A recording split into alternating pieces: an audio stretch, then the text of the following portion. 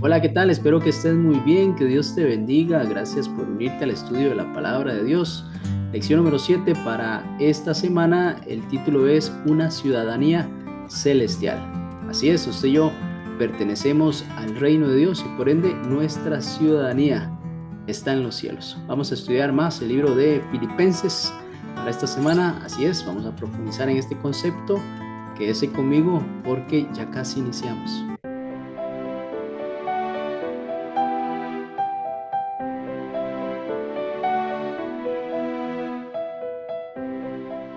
Bien, gracias por acompañarme. Iniciemos como de costumbre con una oración.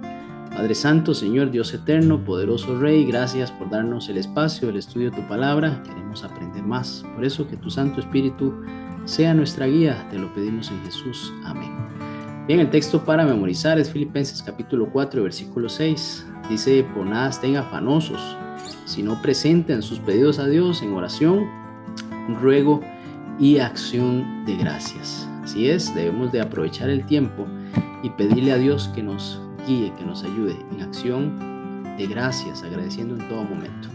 Muy bien, esta semana vamos a ver un cierre del libro de Filipenses. El apóstol busca enfocarse en los valores del corazón, porque lo que esté en nuestro corazón, eso va a ser también el reflejo externo, lo que usted y yo hagamos, cómo nos comportamos. La enseñanza también la dio el Señor Jesús, Sermón del Monte, recuerda usted, haciendo una diferenciación entre lo que hay en el corazón y lo que pues muchas veces reflejamos en nuestro exterior. Por eso aquí Pablo enfatiza que la verdadera vida cristiana no se limita a esa conducta externa, sino que nace en el corazón. Básicamente, lo interior debe definir lo exterior. El testimonio es algo muy importante porque el testimonio justamente revela lo que hay dentro. Todo ser humano da testimonio de lo que lleva en su corazón. Nuestras acciones básicamente reflejan lo que en nuestro corazón hay. Quien vive para servir, por ejemplo, refleja amor y compasión, pero también quien engaña, miente o roba, pues revela que el corazón está dominado por el egoísmo. Por eso, cuando nosotros hablamos de un testimonio cristiano, no es solo lo que decimos, sino cómo somos y todo el tiempo. Y así como vimos la semana pasada, el testimonio brilla porque pues Cristo está y obra en nosotros. También podemos entender este concepto en el conflicto cósmico y nuestra lealtad, porque nuestra verdadera lealtad está relacionada en lo que está en nuestro corazón. Si nuestro corazón está siendo transformado por Cristo, entonces nuestra lealtad va a estar hacia Él. Y si nuestros ojos, nuestro corazón está en las cosas del mundo, pues estaremos siguiendo el lado contrario. Así que nuestras decisiones básicamente van a demostrar de qué lado estamos. Somos observados en realidad por todo el universo. ¿Cuáles van a ser nuestras decisiones en este conflicto cósmico? Muy importante señalar que en medio de esta transición suya y mía hacia la patria celestial, debemos de tener paz y esperanza en medio de las dificultades. Tenemos que proyectarnos hacia un mejor lugar donde vamos. Así que este lugar es pasajero. Las circunstancias no siempre van a ser favorables. Eso lo podemos entender y lo hemos vivido, usted lo ha vivido. El creyente no debe de vivir dominado por la ansiedad ni por el desánimo, así como dice el texto bíblico. Dios entonces va a sostener el presente y también el futuro de sus hijos. Eso debemos de tenerlo en certeza nosotros. Por eso promete también suplir nuestras necesidades y conceder esa paz duradera, esa paz que sobrepasa todo entendimiento, no basada en lo que ocurre a nuestro alrededor, sino en la fidelidad de Dios. Dios es fiel y va a cumplir sus promesas en usted y en mí. Y pues haciendo más énfasis al título de esta semana, este concepto de ciudadanos del reino celestial, aquí Pablo busca recordarnos que nuestra verdadera ciudadanía no está en ningún sistema terrenal, que, bueno, con frecuencia pueden decepcionarnos, ¿cierto? Dirigentes políticos, situaciones bastante complejas muchas veces se dan ahí, sino que nuestra confianza está puesta en Dios y también en esa ciudadanía en el reino de Dios, en el reino celestial. Esta ciudadanía definitivamente nos va a traer a nosotros privilegios, pero también nos va a traer responsabilidades, así como muchas veces en el plano en el cual nos manejamos, pues hay privilegios, también hay responsabilidades, ¿cierto? Bueno, vivimos en este mundo, pero representamos otro reino, con otros valores y con otra esperanza. Así que esta semana entonces vamos a analizar un poco más de esas responsabilidades que tenemos siendo ciudadanos del reino de Dios.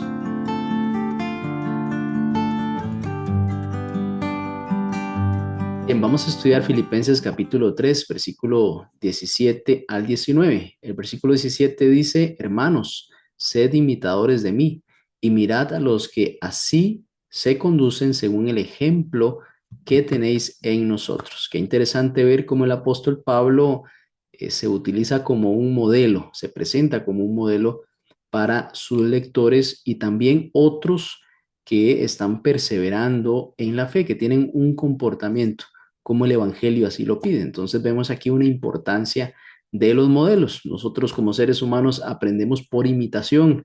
Desde que somos pequeños niños, los modelos pues moldean nuestro carácter, valores, decisiones, están afianzadas en modelos que tenemos desde que somos niños. Primero nuestros padres, luego maestros, líderes, algunos referentes religiosos, profesionales, también algunos ejemplos bíblicos, personajes bíblicos que pueden moldear nuestro carácter, la forma en cómo ellos se comportan, así también nosotros aprendemos. Ahora, el problema es que en el mundo en el que vivimos se nos ofrece también abundancia de malos ejemplos, malos modelos.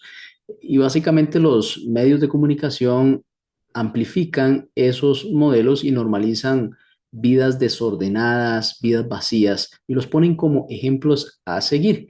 Entonces, frente a una sociedad pues, moralmente corrupta, todo lo que encontramos en la sociedad, la pregunta entonces sigue siendo, ¿a quién nosotros estamos imitando? Una muy buena pregunta que no solo los adultos, pero claramente los niños y los jóvenes, todos tenemos referentes. Aquí lo importante es seguir los buenos modelos, que como dice Pablo en estos versículos, en el versículo 17 especialmente, son vidas coherentes con el Evangelio. Entonces aquí Pablo exhorta, sed imitadores de mí y mirad a los que así se conducen según el ejemplo que tenéis en nosotros. Es decir, nosotros somos un ejemplo para que ustedes pues utilicen ese ejemplo y se comporten de la misma forma. Entonces los buenos modelos también entendemos que no son perfectos. Ellos pues podían cometer algún error, sin embargo viven conforme al Evangelio. Eso es muy importante. La perfección en la vida cristiana es ir buscando pues parecernos más a Cristo cada vez más. Así que la fe de estos hombres, de este versículo 17, incluido Pablo, se expresa en coherencia, en humildad, también en perseverancia. Eran hombres que iban perseverando en la fe.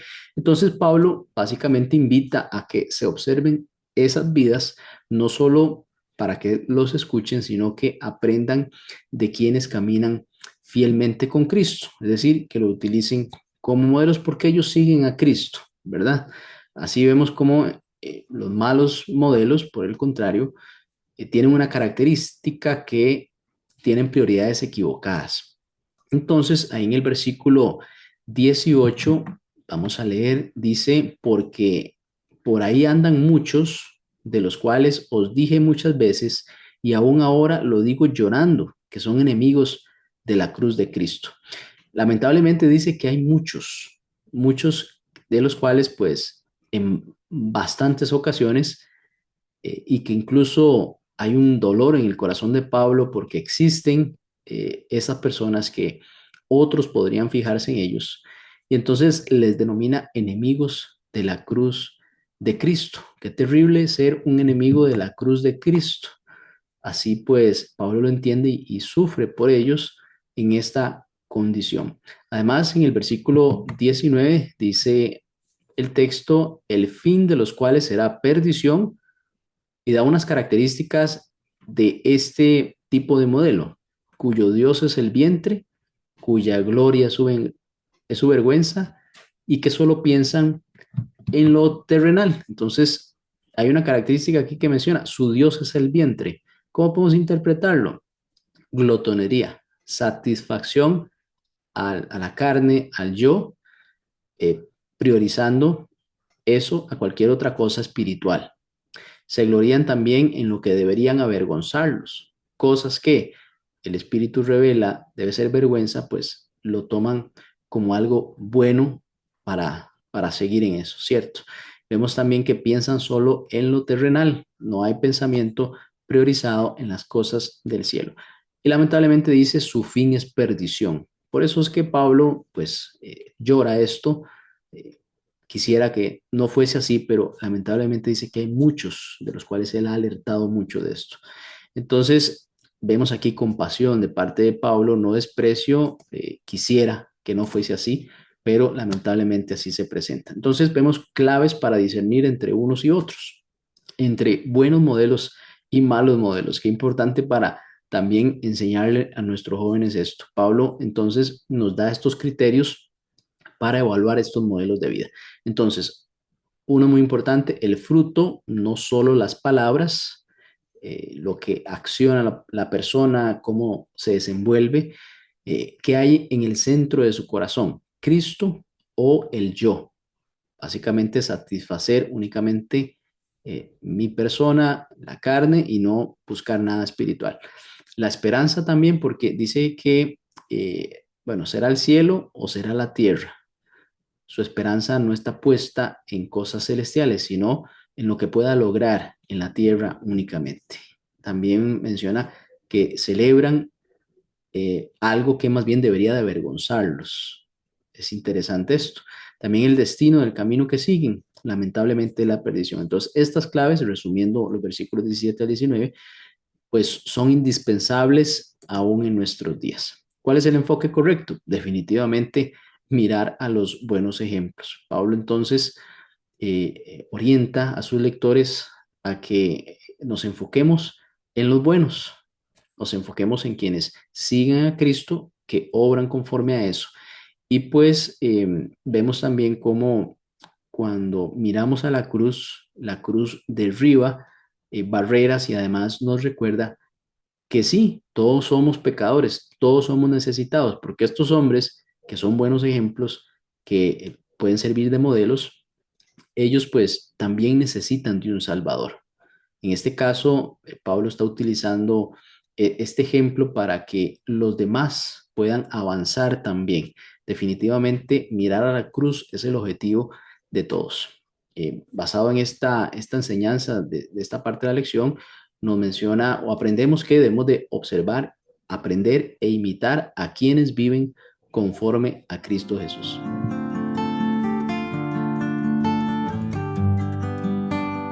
Bien, vamos a estudiar Filipenses capítulo 3 versículos 20 al 21. Aquí el apóstol Pablo nos dice que nuestra ciudadanía está en los cielos. Ahí pues esta primera parte del versículo es el énfasis de esta lección. Sabemos que el creyente, usted y yo vivimos en este mundo, pero no pertenecemos a él. Estamos acá, pero aquí este texto nos dice que nuestra ciudadanía está en los cielos. Nuestra identidad, entonces, lealtad, también sentido de pertenencia, muy importante, no están definidos por sistemas terrenales, sino más bien por el reino de Dios. Esta ciudadanía moldea valores, nos ayuda a tomar decisiones y además nos permite tener una conducta diaria constante basados en los principios de este reino, el reino de Dios. Es decir, nosotros vivimos como embajadores aquí en la tierra, pero de otro reino. Muy importante, la segunda parte del versículo 20 hace un énfasis de que nuestra esperanza está centrada en Cristo, porque de esta ciudadanía celestial, el creyente, dice ahí el versículo 20, espera al Salvador y dice nuestro Señor Jesucristo. Así que nuestra esperanza no es la mejora de este mundo caído, sino más bien la intervención directa de Cristo. Ahí Cristo siendo la solución, regresando con poder y gloria. Básicamente esta expectativa sostiene la fe y le da sentido a la perseverancia cristiana. Ver a Cristo venir en gloria y majestad, la mañana gloriosa, nuestra bendita esperanza, pues da sentido, nos da propósito. También en el versículo 21 habla acerca de la promesa de un cuerpo glorificado. Aquí Pablo entonces enfatiza que Cristo transformará, es el 21, el cuerpo de nuestra humillación para que sea semejante al suyo glorioso. Eso se llama la glorificación, una transformación. Nuestro cuerpo actual sí está marcado muchas veces por la enfermedad, por el desgaste, por la muerte, pero esa condición no es definitiva, es temporal. La esperanza que tenemos los que creemos en Cristo incluye una transformación total. El Señor nos justifica, nos santifica, pero también nos transformará de forma total. Y esto va a ser realizado por el mismo poder con el que Cristo somete todas las cosas. Muy importante. Muchas veces en la palabra de Dios describe esta condición glorificada. Por ejemplo, en Job capítulo 19, versículos 25 al 27, dice, el redimido vivirá de nuevo y verá a Dios personalmente. Básicamente, ahí Job habla de ese momento. Lucas 24:39 nos dice también que el cuerpo resucitado es real y reconocible. Primera Corintios 15, 42, 44 dice que es incorruptible, glorioso y poderoso. Ahí también en los versículos 50 y 54, capítulo 15, dice, lo mortal se reviste de inmortalidad. Colosenses 3:4 nos dice que compartiremos la gloria de Cristo cuando Él se manifieste. Muy importante en este contexto, la muerte, el último enemigo, va a ser destruido, según Primera de Corintios 15, versículo 26. Así que compartimos una esperanza única y definitiva. Incluso algunos pensadores que no son cristianos, algunos escritores, como aquí presenta el escritor Lucy Ferry, ellos reconocen, este personaje, este escritor reconoce que el cristianismo ofrece algo único, no solo vencer el temor a la muerte, como en algún momento lo estudiamos, sino vencer la muerte misma, qué impresionante, preservando la identidad personal. Esto es muy importante. El mensaje de esperanza que encontramos en el Evangelio, pues permite que usted y yo conservemos rasgos de nuestro cuerpo ahora glorificado como esta identidad también personal, como nosotros en carácter fuimos mejorando y cómo llegamos a una perfección en ese momento de la glorificación. Aquí vemos cómo Pablo concluye que nuestra ciudadanía celestial incluye entonces la resurrección, muy importante, vida eterna y una existencia completamente nueva. Eso se llama una transformación total, definitivamente. Esta esperanza es la base para permanecer firmes en el Señor, aún en un mundo que solo piensa en lo terrenal. Ahora, en este aspecto, bueno, como lo mencionó Filipenses capítulo 3 y versículo 19, de quienes solo piensan en lo terrenal y no piensan en lo celestial o en lo eterno, pues parte de esa motivación definitivamente es poder uno entender que nuestro cuerpo, que como menciona Pablo, cuerpo de humillación, con problemas, muchas veces con defectos, eh, propenso a lastimarnos fácilmente y pues en algún momento enfrentar la muerte, saber que todo eso va a terminar en ese momento, definitivamente puede ser algo que nos motive bastante para que ese día llegue, para que el día en el cual Jesucristo se muestre en gloria y majestad, realice esa obra final, lo que empezó, lo vaya a terminar allí.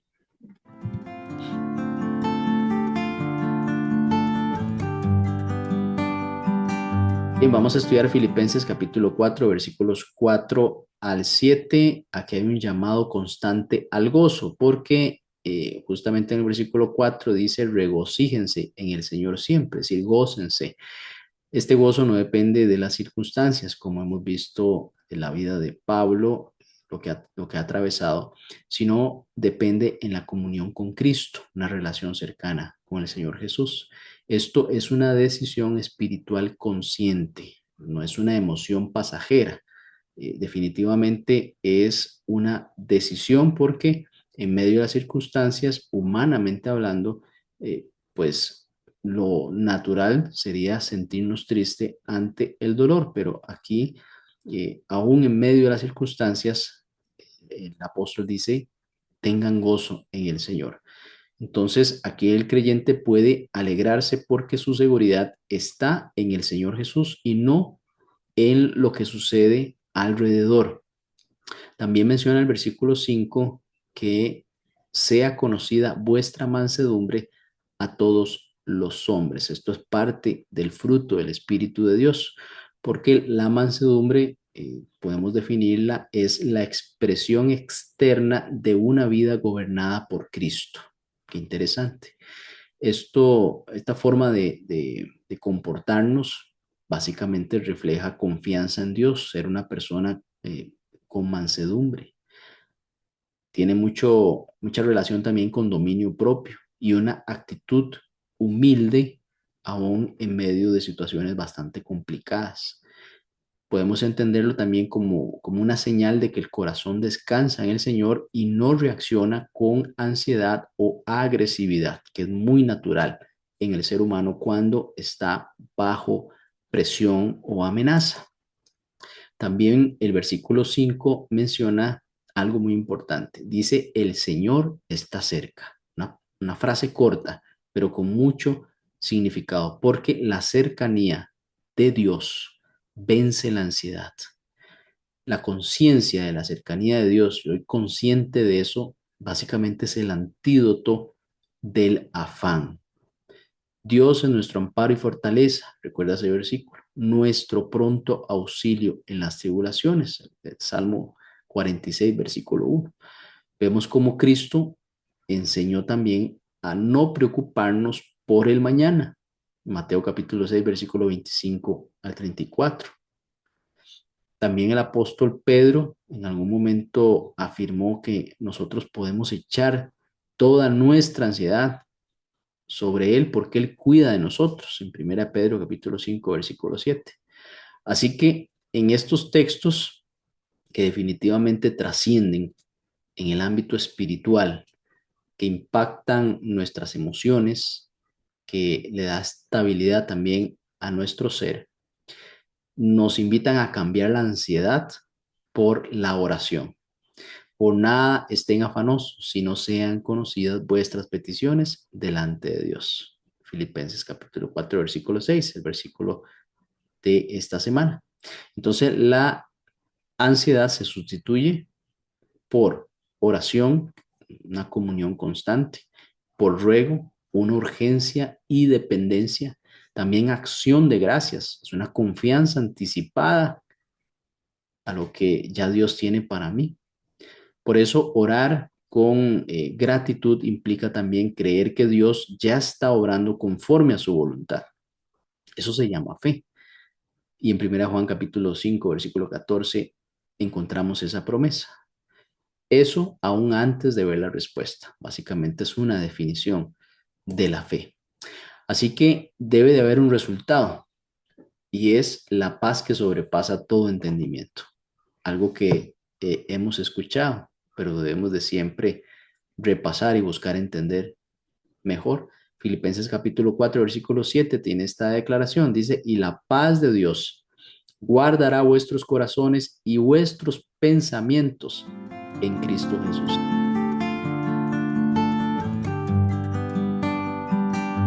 Bien, vamos a continuar con la idea de Filipenses 4, 7 al 9 y esa paz que guarda la vida interior, porque el versículo 7, bueno, lo retomamos, dice, y la paz de Dios guardará vuestros corazones y vuestros pensamientos en Cristo Jesús.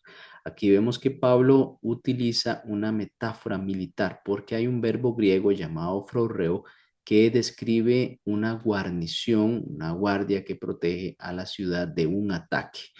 Entonces vemos que la paz de Dios no es pasiva, sino más bien es activa porque vigila, custodia y protege la mente y el corazón del creyente frente a esa ansiedad, frente al temor, frente al engaño. Entonces vemos aquí que hay una paz y una obediencia a la voluntad de Dios, porque la paz interior no es solo emocional, ahí se puede traducir, se puede reflejar. Esa paz es más moral y espiritual.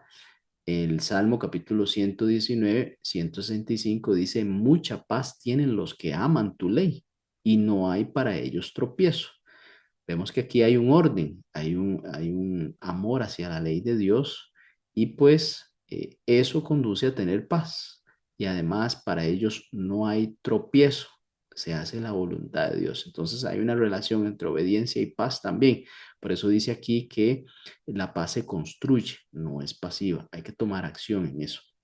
Por eso vivir en armonía con la voluntad de Dios a usted y a mí nos va a traer estabilidad interior, nos va a guardar nuestra mente, nuestros pensamientos y por ende se refleja en nuestras emociones. Así que, bueno, la ley de Dios es como un cerco protector.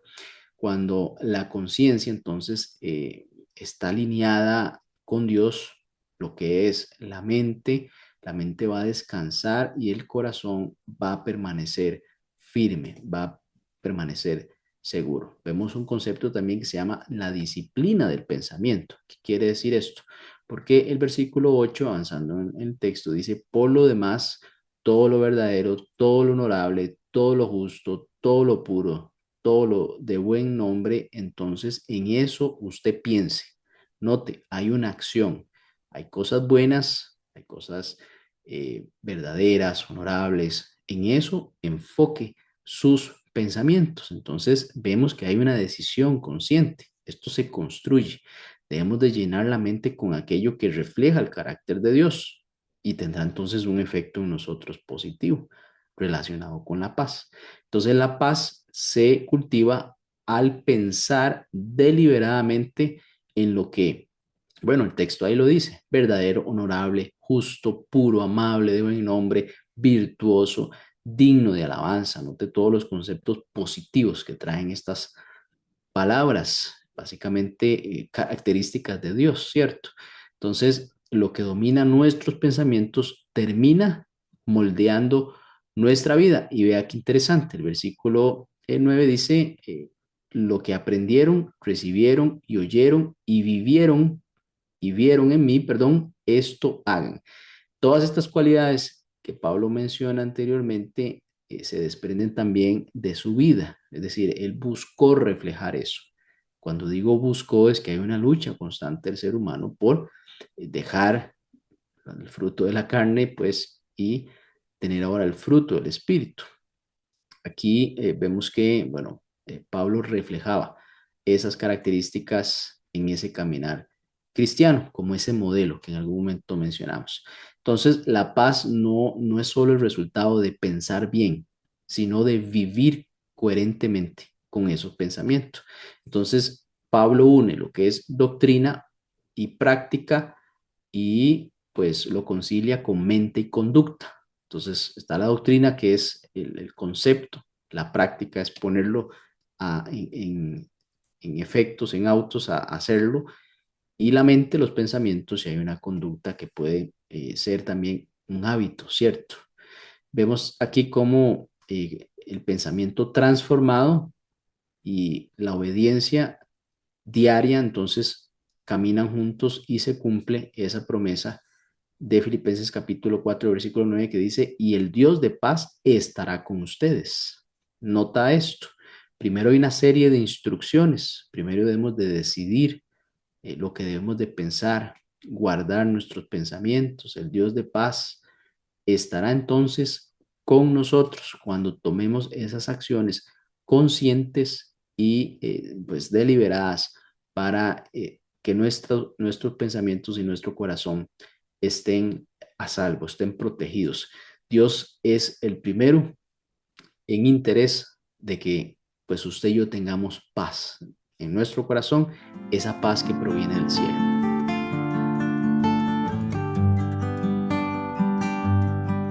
Bien, vamos a estudiar los versículos 10 al 13 y el versículo 19 del capítulo 4, ya para finalizar este estudio.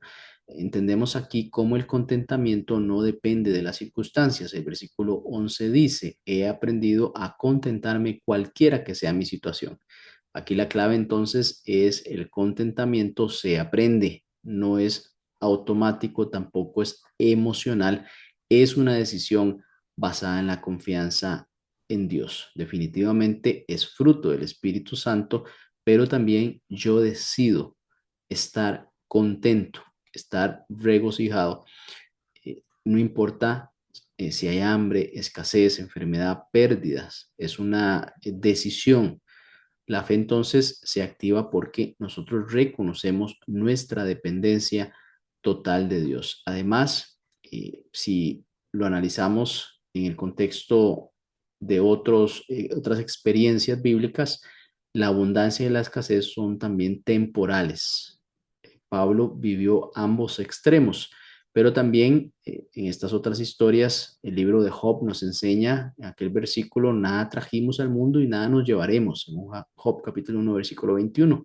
También hay un proverbio que advierte que las riquezas echan alas.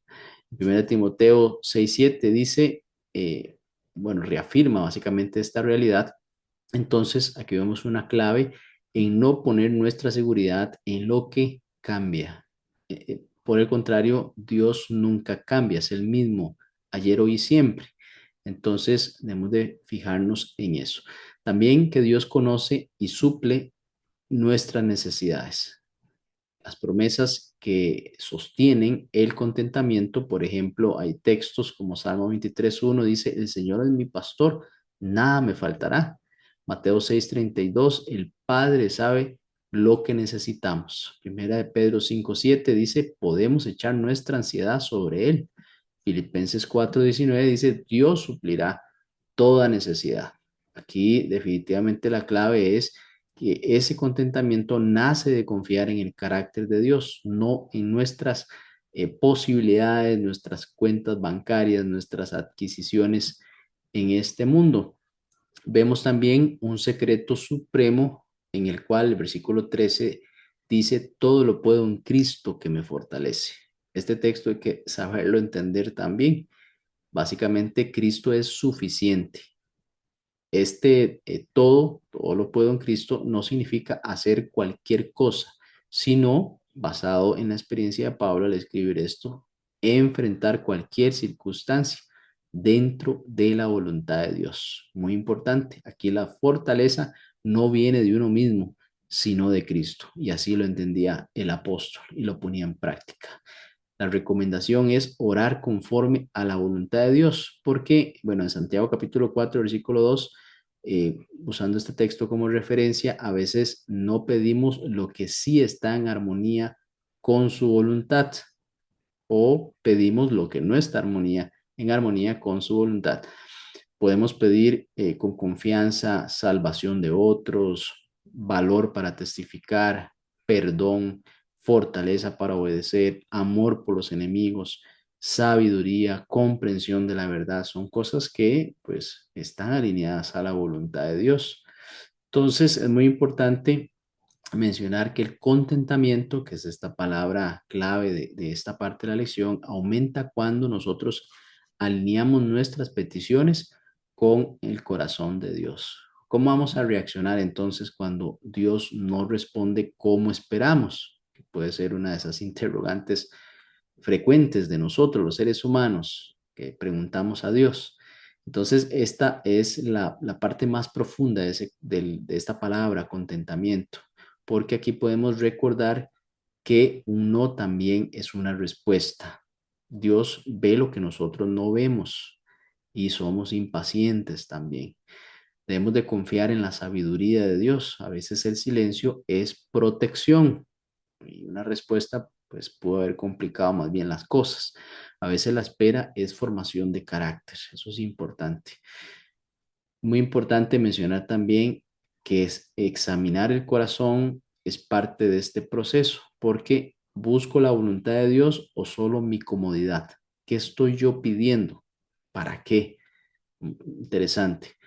Y descansar en su amor es una parte importante, porque si Dios no concede algo, no significa que nos ama menos, sino significa que está trabajando en algo mejor.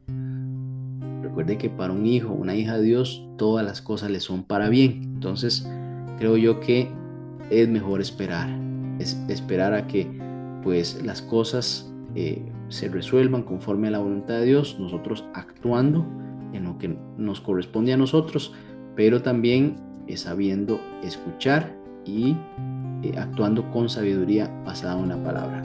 ¿Qué podemos mencionar ya esta parte para ir concluyendo? Bueno, el verdadero contentamiento no es tener lo que yo quiero, sino confiar en aquel que sabe exactamente lo que usted y yo necesitamos.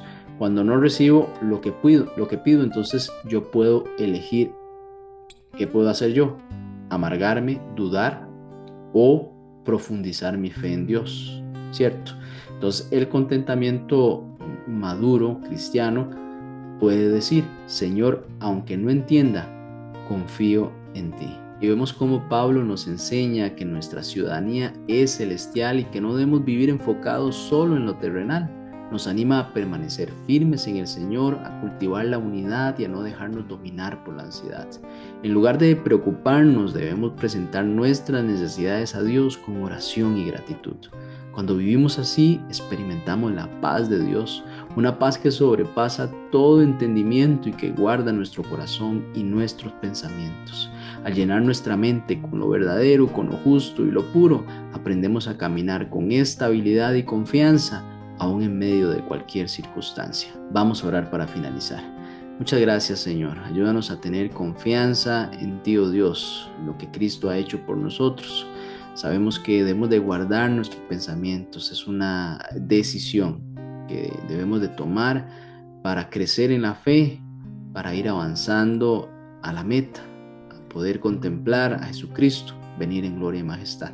Gracias por esta enseñanza. Ayúdanos a ponerlo en práctica, a que no se quede solo como un pensamiento, como una idea, sino como una acción en nuestras vidas para testimonio. En el nombre de Jesús, amén. Muy bien, nos vemos la próxima semana, si el Señor así lo permite. Hasta pronto.